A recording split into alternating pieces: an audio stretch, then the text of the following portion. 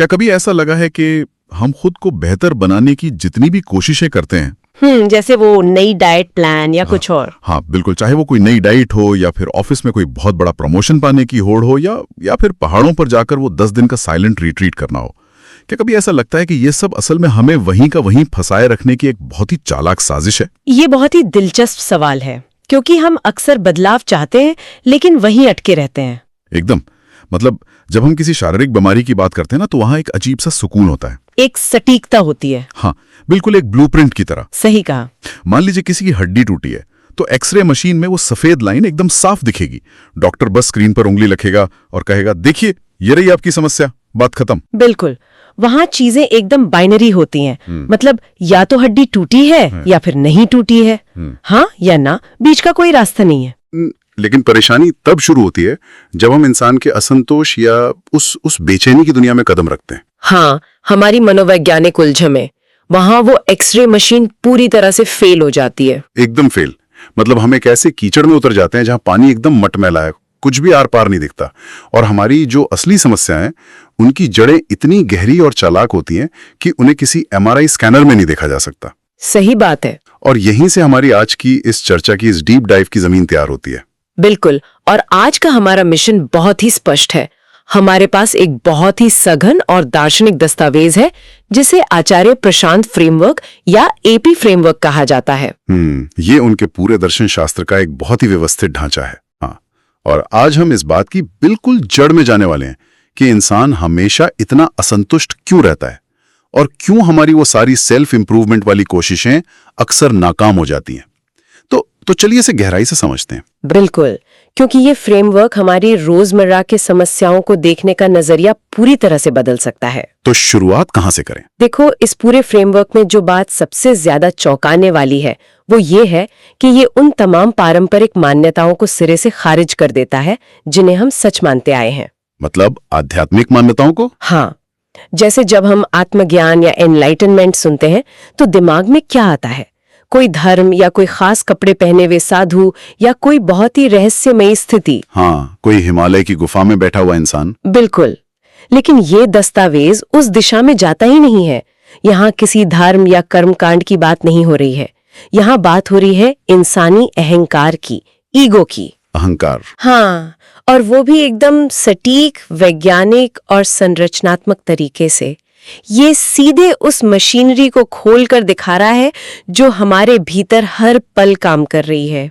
तो इसका मतलब है कि अगर हमें इंसान की इस परेशानी को सुलझाना है तो सबसे पहले हमें उस असली अपराधी को पहचानना होगा, यानी अहंकार को। एकदम सही। लेकिन एक मिनट, जब हम आम बोलचाल में अहंकार कहते हैं तो हमारा मतलब तो घमंड से होता है ना? जैसे हम कहते हैं कि उस बॉस में बहुत ईगो है। हाँ, या उस सेलिब्रिटी में बहुत अहंकार है। हम अक्सर यही सोचते हैं। तो क्या AP फ्रेमवर्क में अहंकार का मतलब सिर्फ घमंड होना है? नहीं, बिल्कुल नहीं। और ये समझना इस चर्चा का सबसे अहम हिस्सा है। इस फ्रेमवर्क में अहंकार का मतलब घमंड या एरोगेंस नहीं है। तो फिर क्या है? अहंकार का सीधा सा मतलब है ये एहसास होना कि मैं कुछ हूँ, I am X। अब ये जो X है ना, ये कुछ भी हो सकता है। कुछ भी मतलब क्या? मतलब ये आपका शरीर हो सकता है, आपका नाम हो सकता है, बैंक का पैसा हो सकता है, या यहाँ तक कि कोई पुरानी मनोवैज्ञानिक चोट या ट्रॉमा भी हो सकता है। अच्छा, मतलब कोई पुरानी तकलीफ भी अहंकार हो सकती है। बिल्कुल, इसे ऐसे समझो, कोई बहुत ही विनम्र और दब्बू दिखने वाला इंसान है जो हमेशा सिर झुकाकर चलता है, खुद को दूसरों से कम समझता है। जो बेचारा सा दिखता है। हाँ, तो इस फ्रेमवर्क के हिसाब से उस बेचारे इंसान में भी उतना ही भयंकर अहंकार है जितना किसी बड़े तानाशाह में। बाप रे, सच में? हाँ, क्योंकि उसने उस कमतर होने को ही अपनी पहचान बना लिया है। उसका अहंकार कहता है कि मैं वो बेचारा इंसान हूँ जिसके साथ हमेशा बुरा होता है। यार, ये तो सोचने का नजरिया ही पलट देता है। यानी खुद को बेचारा समझना भी है कि अहंकार है। बिल्कुल, और दिलचस्प बात यह है कि इस अहंकार की शुरुआत कोई बहुत गहरी मनोवैज्ञानिक बात नहीं है। इसकी शुरुआत पूरी तरह से शारीरिक होती है। शारीरिक? कैसे? ये हमारी स्किन बाउंड्री से पैदा होता है, शरीर की त्वचा से। जैसे ही बच्चा पैदा होता है, उसकी त्वचा ये तय कर देती है कि यह मैं हूं और इस त्वचा के बाहर जो कुछ भी है वो पराई दुनिया है। यानी एक तरह का एवोल्यूशनरी बैगेज है जो हम शरीर के साथ लेकर आते हैं। एकदम सही। और यहीं पर एक बहुत बारीक अंतर समझना जरूरी है, दिमाग और अहंकार के बीच का अंतर, माइंड और ईगो। हम तो अक्सर दोनों को एक ही मान लेते हैं। वही तो गलती है। यहाँ बताया गया है कि दिमाग सिर्फ एक मासूम मशीन है, उसमें सिर्फ मेमोरी है और डेटा प्रोसेस करने वाली बुद्धि है। यानी दिमाग खुद से कुछ नहीं चाहता। नहीं, दिमाग न तो कुछ चाहता है, न किसी चीज से डरता है। ये सारे काम अहंकार करता है। वो बाहर से आता है और इस मासूम मशीनरी पर कब्जा कर लेता है। अरे वाह! तो अगर मैं इसे आज की टेक्नोलॉजी की भाषा में समझने की कोशिश करूं, क्या हम कह सकते हैं कि हमारा जो दिमाग है वो एक बहुत ही बेहतरीन ब्रांड न्यू स्मार्टफोन की तरह है? हाँ, बहुत अच्छी एनालॉजी है। एक ऐसा फोन जो सिर्फ डेटा प्रोसेस करने और ऐप चलाने के लिए बना है। और जो अहंकार है वो एक खतरनाक वायरस है, एक मैलवेयर। एकदम सटीक। और इस मैलवेयर ने किसी तरह फोन के सारे एडमिन राइट्स हैक कर लिए हैं और अब वो वायरस फोन की बैटरी, कैमरा, सब कुछ अपने फायदे के लिए इस्तेमाल कर रहा है। हाँ, खुद को जिंदा रखने के लिए। और सबसे डरावनी बात यह है कि उस फोन को लग रहा है कि ये सब काम वो अपनी ही मर्जी से कर रहा है। बिल्कुल यही होता है। देखो, जब वो वायरस यानी अहंकार हमारे दिमाग के मेमोरी वाले हिस्से पर कब्जा करता है तो वो यादों के साथ छेड़छाड़ शुरू कर देता है। मतलब वो यादें बदल देता है? हाँ, वो उन यादों को धुंधला कर देता है जो उसकी बनाई हुई छवि को नुकसान पहुंचाती हैं, और सिर्फ वही बातें याद रखता है जो उसे सही साबित करे। और बुद्धि का क्या करता है? जब वो बुद्धि पर कब्जा करता है तो वो एक बहुत ही चतुर वकील बन जाता है। हमारी बुद्धि का इस्तेमाल अब सच जानने के लिए नहीं होता, बल्कि अहंकार के हर गलत फैसले को सही ठहराने के लिए होता है।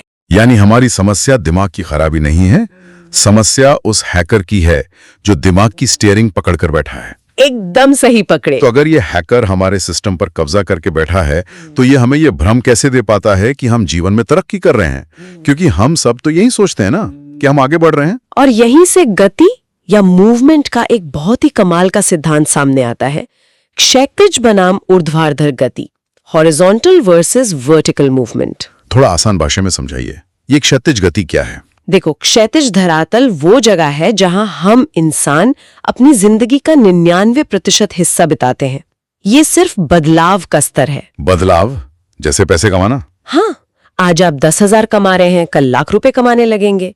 आप एक शहर से दूसरे शहर चले जाते हैं, नए रिश्ते बनाते हैं, या मान लो आप इन सब से परेशान होकर सब कुछ छोड़ देते हैं और पहाड़ों पर सन्यासी बन जाते हैं। तो ये सब क्षैतिज गति है। बिल्कुल, इन सब में बहुत ऊर्जा खर्च होती है, पसीना आता है, लेकिन इस धरातल पर आप कितनी भी तेज दौड़ ले, आपको जरा सी भी ऊंचाई नहीं मिलती। मतलब हम बस एक ट्रेडमिल पर भाग रहे हैं, थक रहे हैं लेकिन कहीं पहुंच नहीं रहे हैं। एकदम सही उदाहरण। तो फिर ऊर्ध्वाधर गति क्या है? वर्टिकल मूवमेंट किसे कहते हैं? वर्टिकल मूवमेंट आजादी का स्तर है। ये बाहर की दुनिया में होने वाला बदलाव नहीं है, ये भीतर बैठे उस अहंकार के पतले होने की प्रक्रिया है, ईगो थिनिंग। अच्छा, यानी जब वो हैकर कमजोर पड़ता है। हाँ, जब वो वायरस अपनी पकड़ ढीली करता है तब ऊर्ध्वाधर गति होती है। फ्रेमवर्क कहता है कि मानव जाति का सबसे बड़ा झूठ एक गणित के फॉर्मूले जैसा है, y = function of x and z। इसका क्या मतलब हुआ? इसका मतलब है कि इंसान सोचता है कि अगर वो बाहर की दुनिया में बदलाव कर ले, जैसे नौकरी बदल ले या पार्टनर बदल ले, तो उसे अंततः आंतरिक शांति मिल जाएगी। हम सब यही तो सोचते हैं। लेकिन ये एक भ्रम है। आप बाहर कितनी भी सेटिंग बदल लें, जब तक अंदर का हैकर मौजूद है, शांति नहीं मिलेगी। एक मिनट, यहाँ मुझे थोड़ा पुशबैक देना होगा। ये बात सच में बहुत दिलचस्प और उलझी हुई है। हाँ, पूछिए। तो क्या इस फ्रेमवर्क के हिसाब से एक लालची बिजनेसमैन जो अपने एम्पायर को बढ़ा रहा है और दूसरी तरफ एक साधु जो रोज 10 घंटे गुफा में ध्यान कर रहा है, क्या ये दोनों संरचनात्मक रूप से एक ही काम कर रहे हैं? अगर हम मशीनरी के नजरिए से देखें तो हाँ, बिल्कुल। क्या बात कर रहे हैं? दोनों एक ही काम कर रहे हैं? कैसे? क्योंकि दोनों एक ही क्षैतिज धरातल पर भाग रहे हैं। देखो, बिजनेसमैन भविष्य में पैसे और सत्ता के पीछे भाग रहा है। उसे लगता है कि जब कंपनी बड़ी होगी तब शांति मिलेगी। हाँ, उसका लक्ष्य भविष्य में है। और साधु, वो भी तो यही सोच रहा है कि रोज 10 घंटे सांस पर ध्यान लगाने से उसे भविष्य में किसी दिन ज्ञान मिल जाएगा। अरे हाँ, दोनों ही भविष्य के लक्ष्य के लिए वर्तमान का इस्तेमाल कर रहे हैं। दोनों में इच्छा का इंजन चल रहा है। बिजनेसमैन की इच्छा भौतिक है, साधु की आध्यात्मिक। लेकिन अहंकार जो कहता है कि मुझे कुछ पाना है, वो दोनों जगह मौजूद है। यार ये तो बहुत से लोगों के लिए झकझोर देने वाली बात होगी। बाहर आप अरमानी का सूट पहने या गेरुआ वस्त्र, बुनियादी तौर पे कोई फर्क नहीं पड़ता। बिल्कुल कोई फर्क नहीं पड़ता। तो अगर क्षैतिज गति से आजादी नहीं मिलती, तो क्या इस वर्टिकल यात्रा का कोई अंतिम पड़ाव है जिसे हम फाइनल एनलाइटमेंट या पूर्ण आत्मज्ञान कहते हैं? इस मुद्दे पर यह फ्रेमवर्क एकदम साफ है। ये कहता है कि जब तक शरीर जिंदा है, पूर्ण आत्मज्ञान एक संरचनात्मक असंभवता है। ये हो ही नहीं सकता। हो नहीं सकता, क्यों? याद है हमने शुरू में बात की थी कि अहंकार शरीर की त्वचा से जुड़ा है। जब तक शरीर है, भूख लगेगी, नींद आएगी, यानी अहंकार का एक न्यूनतम स्तर हमेशा बना रहेगा।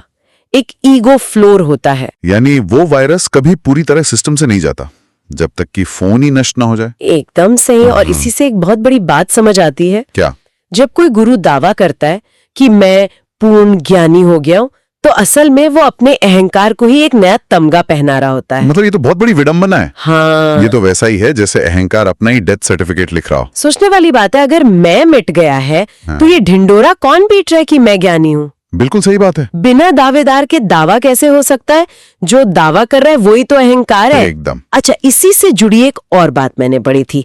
क्लासिकल अद्वैत वेदांत में एक साक्षी भाव की बात होती है, विटनेस की, कि जब अहंकार मिटता है तो पीछे एक साक्षी बचता है जो बस देखता रहता है। हाँ, लेकिन एपी फ्रेमवर्क इसे पूरी तरह नकारता है। क्यों? क्योंकि फ्रेमवर्क के अनुसार जब अहंकार मिटता है तो पीछे कोई सच्चा आत्मा या साक्षी नहीं बचता, सिर्फ एक अनुपस्थिति बचती है, सन्नाटा। तो ये साक्षी क्या है फिर?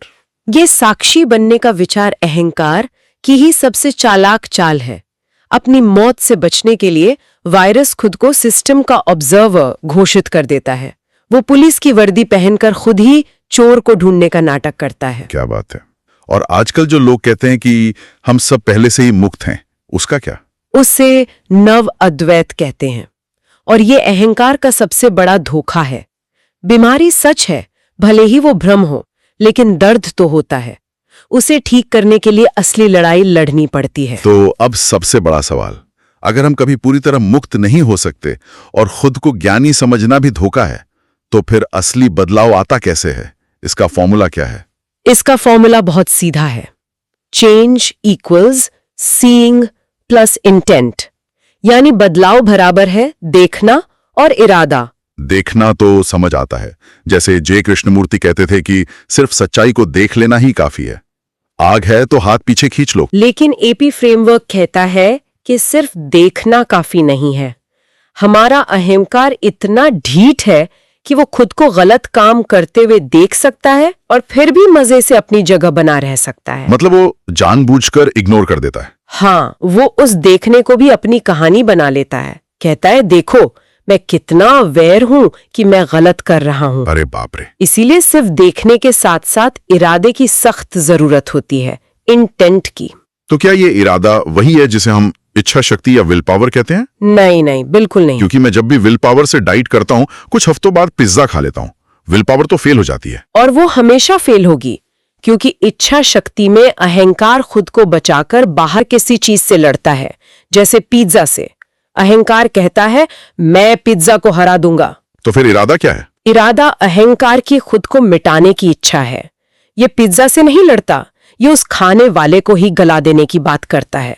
ये खुद से युद्ध है। हाँ, इच्छा शक्ति बाहर लड़ती है और इरादा खुद से लड़ता है। बिल्कुल। यहां एक बात और आती है, काम करने की इच्छा। इसे एक गाड़ी के इंजन की तरह बताया गया है, लेकिन निष्काम कर्म का क्या मतलब है फिर? बिना इच्छा के काम कैसे होगा? निष्काम कर्म का मतलब उबाऊ काम करना नहीं है। इसका मतलब है बिना क्यों के काम करना, बिना वायनेस के।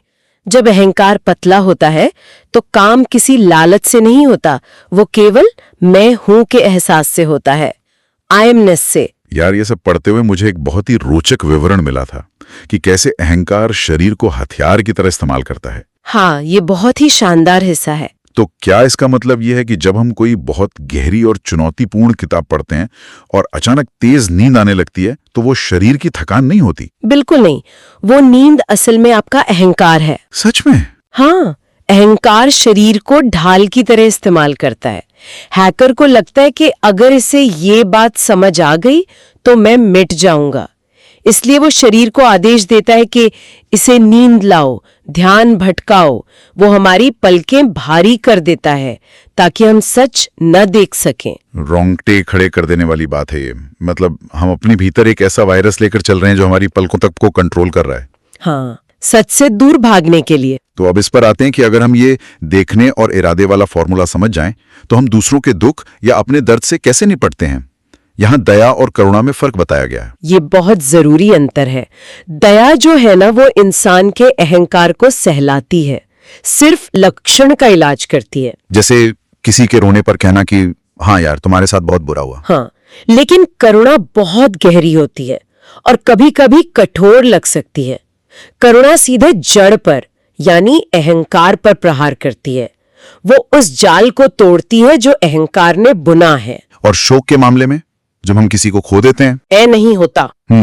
और ट्रॉमा के मामले में कॉन्सेप्ट है स्ट्रेटेजिक फ्रीज। ये क्या है? क्या अहंकार एक बिजनेसमैन की तरह काम करता है? बिल्कुल। स्ट्रैटेजिक फ्रीज का मतलब है कि इंसान जानबूझकर अपने दर्द को पकड़ कर रखता है। अहंकार पुराने दर्द का एक बही खाता या लेजर बना लेता है। बही खाता मतलब वो हिसाब रखता है। हाँ, उसे लगता है दुनिया ने मेरे साथ बुरा किया है तो अब दुनिया मुझे मुआवजा दे, और जब तक मुआवजा नहीं मिलता वो घाव को ताजा रखता है। यानी वो अपने दर्द को ही अपनी पहचान बना लेता है। मैं वो हूं जिसके साथ बुरा हुआ था। एकदम सही। और जब तक वो बही खाता खुला रहेगा, इंसान पीड़ित ही रहेगा। बाप रे। तो इस पूरी चर्चा को अगर समेटे तो इसका मतलब क्या है? ये फ्रेमवर्क कोई जादू की छड़ी तो नहीं देता, बल्कि रोज लड़े जाने वाला युद्ध है। बिल्कुल, खुद को धोखा ना देना ही असली काम है। अब खत्म करने से पहले मैं एक ऐसा विचार छोड़ना चाहता हूं जो स्रोत में बहुत गहराई में है। हाँ, बताइए। ये फ्रेमवर्क कहता है कि चेतना हमेशा द्वैतवादी होती है, ड्यूअलिस्टिक। यानी बिना अहंकार के कोई ब्रह्मांड नहीं है। बहुत गहरा दावा है। जरा इस पर विचार करें। अगर इस ब्रह्मांड का पूरा वजूद हमारे अहंकार के चश्मे पर निर्भर करता है, तो उन पलों में क्या होता है जब इंसान पूरी तरह से अहंकार रहित सन्नाटे में होता है? जब मैं बिल्कुल नहीं रहता। हाँ, क्या उस एक क्षण के लिए, सिर्फ आपके लिए, ये पूरा ब्रह्मांड सच में गायब हो जाता है?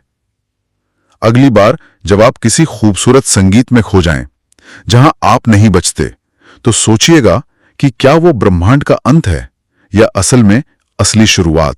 ये सचमुच आपके पूरे वजूद को सोचने पर मजबूर कर देने वाला सवाल है। तो भले ही हमारे एक्सरे मशीन के नतीजे धुंधले हों, लगातार खुद को देखने की ईमानदारी ही वो रोशनी है जो रास्ता दिखा सकती है। आज की चर्चा में बस इतना ही। फिर मिलेंगे।